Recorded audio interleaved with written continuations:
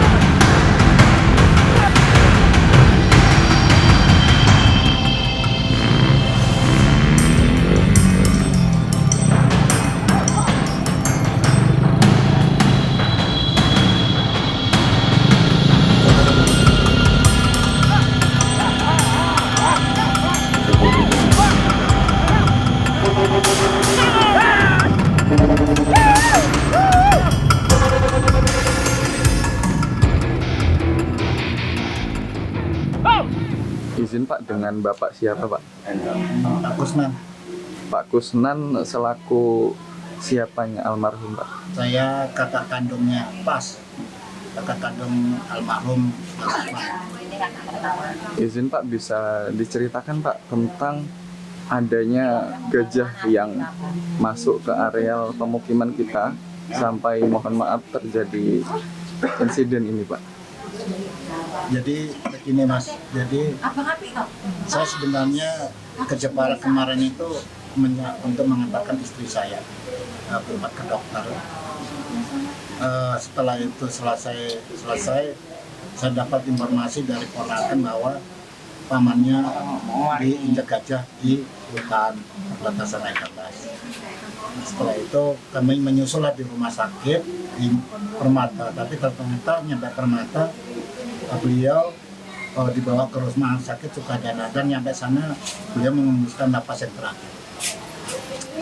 Untuk kejadiannya, beliau itu sekitar jam 8:30 dapat telepon 3 kali, mungkin dari pamong desa atau perangkat desa, karena beliau juga baru pulang dari Meter sekitar jam 2 malam. Ada ngantarkan pasien juga yang ke rumah sakit.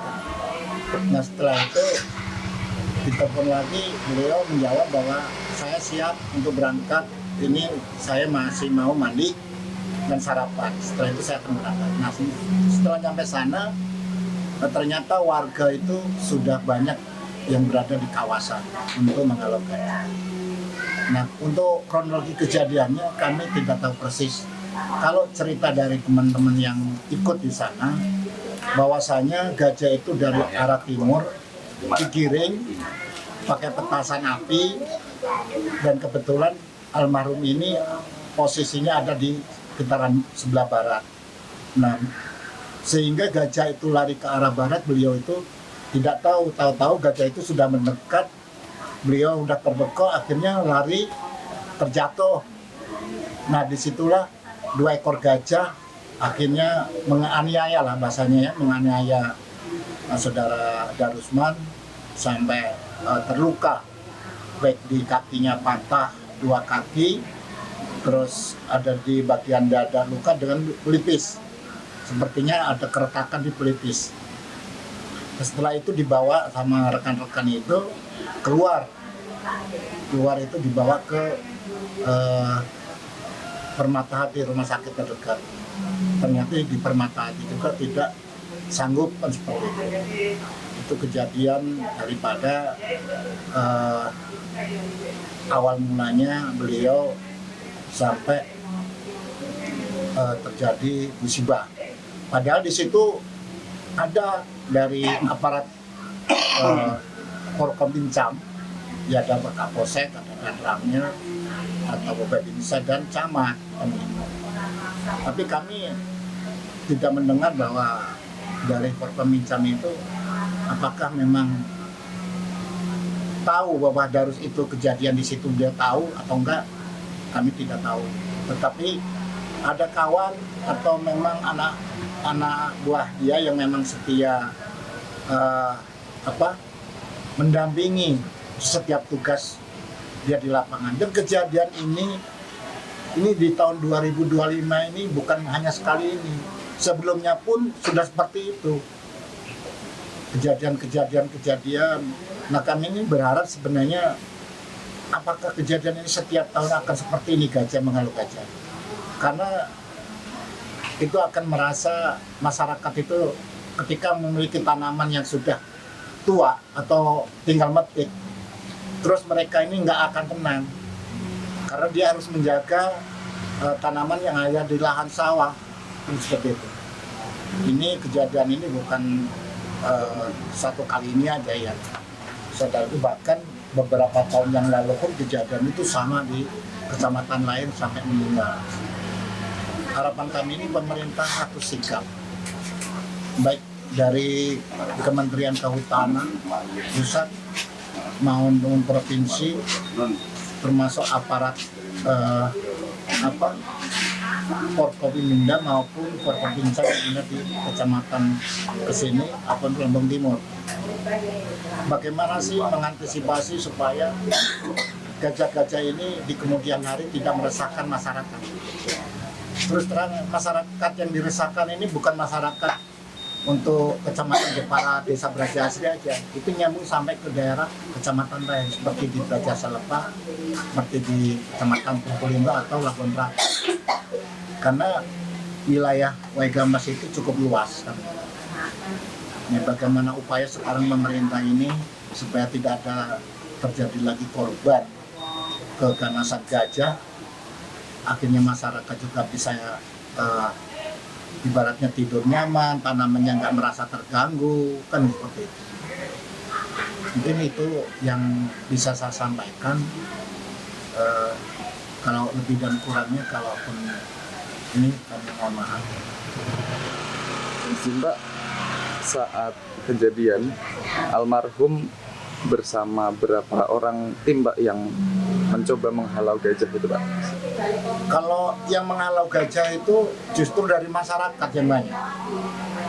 Karena semalam juga kami dapat keterangan dari warga sini juga termasuk pengungsi, itu ada ratusan warga. Tetapi di situ saya nggak tahu yang dari petugas dari pemerintah itu atau disebut TNWK itu ada atau enggaknya tidak, kita nggak tahu.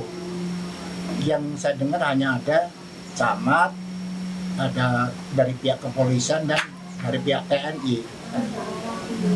Masalahnya terus kemarin juga dari pihak Kementerian Kehutanan ada di sini, intinya bela sungkawa atau mungkin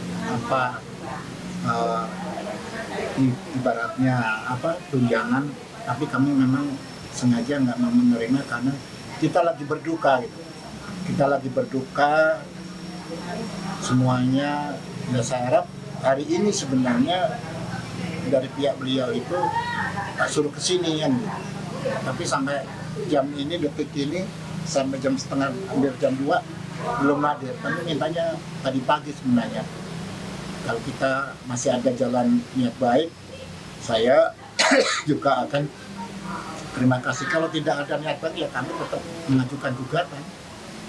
Karena terus terang aja kami sebagai keluarga besar, ya, yang ada di Kecamatan Jepara, yang dari mana-mana, itu jelas nggak terima Mas dengan kejadian ini. Saya terus terang aja, dari kemarin juga belum tidur, sampai saat ini saya belum tidur. Bahkan makan sehari sekali itu rasanya udah nggak enak. Karena merasa kehilangan seorang adik yang benar-benar sangat dekat gitu ya. Terus terang kami juga dari kelima orang batas saya ke bawah ini dibesarkan dengan kemandirian, karena kedua orang tua kami itu waktu saya masih kecil itu udah nggak ada, udah meninggal gitu. Jadi kami dengan almarhum ikut kakak di sini sambil sekolah waktu bekerja.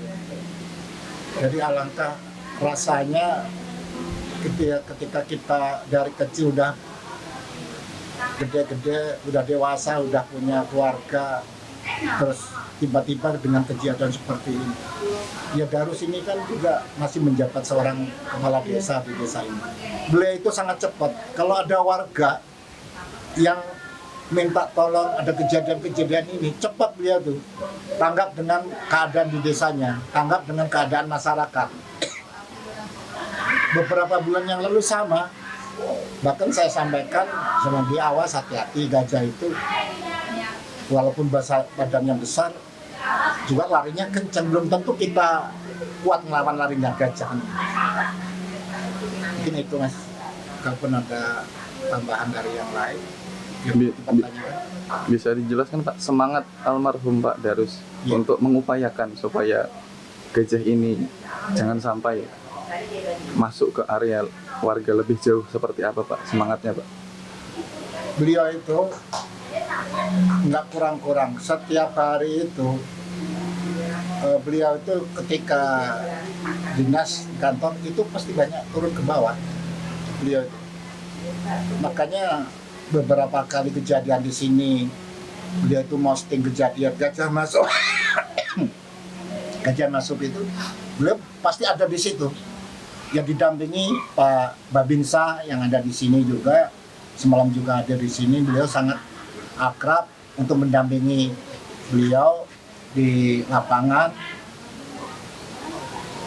ya, bersama anggota kepolisian lah yang bertugas di wilayah desa Beraja Asri ini. Kalau kesemangatannya dia itu saya akui, dia nggak ibaratnya kalau ada, jangankan seperti ini kejadian warganya sakit minta antar rumah sakit itu pun malam juga diantar. Bahkan ada warganya yang bermasalah di Pulau Jawa pun sampai dia ke Pulau Jawa. Dia nggak mau melihat masyarakatnya itu dibilang punya masalah-masalah yang nggak bisa diselesaikan. Alhamdulillah sepanjang pengetahuan saya, dia itu selalu siap dalam keadaan apapun ketika masyarakat membutuhkan.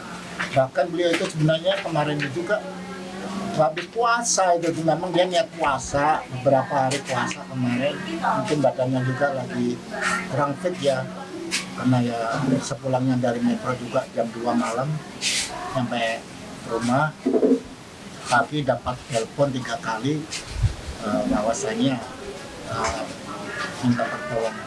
Kalau di lapangan itu, di lokasi itu sudah membantu masyarakat, bahkan untuk alat pengalau gajah sendiri dia beli mercon yang utusan itu. Saya bilang buat apa katanya, buat pengalau gajah katanya. Oh iya, ya, kalau memang bisa seperti itu ya syukur kata saya. Tapi apakah cukup dengan itu, karena gajah ini nggak ada tembak bius, saya bilang gitu, untuk melumpuhkan dulu supaya penyelamatan terhadap warga gitu. Tapi ya kayaknya nggak ada. Ya mungkin itu. Kemudian untuk masyarakat setempat Pak, itu aktivitasnya rata-rata sebagai apa Pak? Kalau masyarakat desa Beraja Asri ini ya rata-rata ya petani, ada juga pedagang. Itu ya pedagang di sana sayur-sayuran atau pedagang ayam. Kalau yang petani ya biasa petani, peternak ya peternak, ada memang. Kalau misalkan Pak ada gajah yang masuk ke areal warga, itu seberapa besar dampaknya untuk yang salah satunya pertanian itu Pak? Ya kalau dampaknya luar biasa, kalau itu nggak diolah oleh masyarakat, habis tanaman padi, jagung. Nah inilah yang jadi permasalahan bertahun-tahun ini. Kalau memang ini nggak segera ada penyelesaian penanggulangan gajah masuk ke kampung ataupun ke desa, ya nanti kedepannya seperti itu. Dan gajah itu juga sepertinya lebih tahu bahwa ini musim tanam padi udah mulai menguning, nah dia baru keluar. Nah ini Ini semalam juga saya ngobrol dengan teman-teman yang ada di sini, karena saya juga dulu lama di sini puluhan tahun. Saya ini Pak katanya di perbatasan itu nggak pernah pulang. Kenapa? Ya aku juga punya tanaman di sana. Jadi masyarakat itu yang tinggal di lahan pertanian atau ladang sana cepat dia memberikan informasi. Jadi ketika ada gajah masuk ya dia cepat. Jadi cepat masyarakat itu bergabung untuk mengalau gajah. Ya, salah satu senjatanya yaitu mercon yang meletus-meletus itu. Itu salah satu senjata masyarakat yang digunakan untuk mengalau gajah. Tapi kan senjata seperti itu kan tidak cukup hanya untuk diletuskan kalau gajahnya lebih banyak. Iya. Gajah semalam itu kalau nggak salah kemarin itu informasinya sekitar 17 yang masuk ke wilayah. Kalau untuk gajah sendiri Pak, pertama kali masyarakat mengetahui ada gajah masuk areal warga itu kapan sih Pak? Pertama kalinya? Kalau dari pertama kali masuk itu gajah itu memang karena kita di sini kan memang ada warga yang memang tinggal di perbatasan ya. Jadi kalau gajah masuk itu kadang malam hari ya. Malam hari nyampe pagi. Nah, disitulah dia masuk. Nah, kalau sampai itu enggak termonitor oleh warga, ya habislah tanaman yang ada di sekitaran si perbatasan. Dan kejadian ini terjadi bisa diprediksi Pak atau tidak Pak? Kalau diprediksi kita nggak bisa, tapi yang pasti ketika musim tanam, baik itu jagung maupun padi, itu kalau sudah berbuah, udah mulai menua, nah itu baru dia akan keluar. Apalagi di musim hujan seperti ini, mereka sering keluar. Makanya tetap pada malam hari mereka ini warga desa Braja Asri ini ya, tetap ada yang jaga di sana. Kalau untuk rombongan gajah sendiri Pak, 17 itu paling banyak atau sebelumnya ada? Ya nggak pasti. Itu kalau bulan-bulan berapa itu ada sekitar berapa? 14 ada berapa? Kadang nggak bisa lebih dari 17, bisa lebih dari 14. Gajah itu. Dan kejadiannya sudah berlangsung dari tahun berapa Pak? Kalau kejadian dari tahun berapa itu ya dari 3 tahun yang lalu itu ada di daerah Purbolinggo, terus daerah Kecamatan Labuan Ratu, Jepara. Mungkin kalau yang korban ya kalau dihitung sih ya lebih kurang mungkin ada sekitar 6-7 orang. Lebih kurangnya seperti itu. Ya, sekitar 3 tahun yang lalu di Tegalyoso itu di Purbolinggo kalau nggak salah. Dan sejauh ini Pak, apakah sudah ada upaya dari pemerintah kabupaten atau dari TNWK untuk setidaknya mengurangi bahaya gajah masuk areal warga ini? Kalau dari pemerintah kabupaten dan TNWK ini, kalau dibilang upaya untuk pencegahan, ternyata sampai sekarang masih ada kejadian. Nah, saya nggak mengerti upaya dari pihak pemerintah maupun TNWK ini seperti apa sih nanti kemudian harinya. Apakah di tahun 2026 ini nanti ada kejadian lagi seperti ini, kita nggak tahu. Tetapi yang pasti, ya saya berharap lah untuk pemerintah baik dari pusat maupun tingkat daerah ini berupaya lah ya, berupaya bagaimana sih gajah ini supaya kita mengganggu tanaman masyarakat, sehingga masyarakat itu ibaratnya punya tanam udah mulai petik itu terasa nyaman. Untuk areal sawah atau ladang di desa kita Pak, perkiraan ada berapa hektar Pak? Kalau hitungan hektar saya kurang paham Mas. Kalau hitungan hektar, tetapi yang pasti di sini memang lahannya lahan pertanian. Kalau hektarannya saya kurang paham, karena memang saya udah lama nggak tinggal di sini, saya tinggal di wilayah kecamatan lain, tetapi masih tetap di Lampung Timur. Tapi kan untuk wilayahnya memang kami nggak paham, artinya nggak tahu lah ya. Lalu apakah kejadian ini bisa terhenti, Pak? Dari kita sendiri, pendapat kita sendiri bagaimana, Pak? Kalau pendapat saya, kejadian ini bisa berhenti, tidak memakan korban, tidak merusak tanaman masyarakat. Ya intinya ya upaya pemerintah itu bagaimana membuat pagar batas antara desa dengan hutan Waigambas.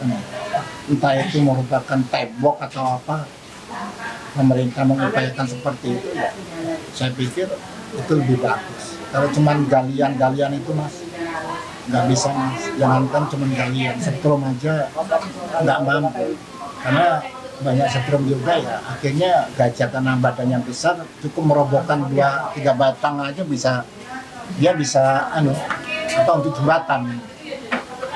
Harapan saya supaya tidak ada kejadian di kemudian hari ini ya, secepatnya lah pemerintah mengambil tindakan atau memberikan upaya untuk pencegahan secara